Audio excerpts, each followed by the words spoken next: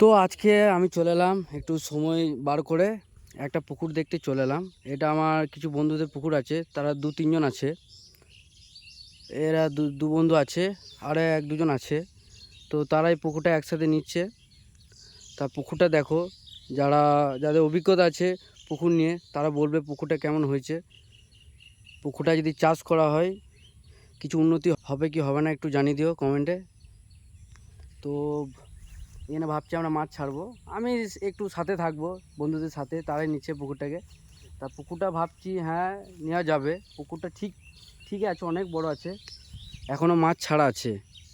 আর আমরা ভাবছি কিছু মিলেমিশে কিছু মাছ ছাড়বো, মিলেমিশে মানে ওরাই ছাড়বে, আমাকে থাকতে হবে, দেখাশোনা এক দুবার করবো, আমরা একসাথে আসবো।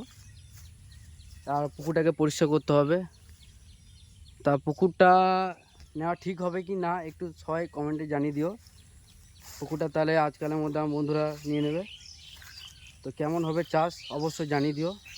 আশা করি পুকুরটা বড়ই আছে আমার মতে বলছে, এবার তোমাদের মতে কি বলছে সেটা একটু জানিয়ে দিও, পুকুরটা নেওয়াটা ঠিক হবে কি না, তাহলে সেইভাবে আমরা চলবো।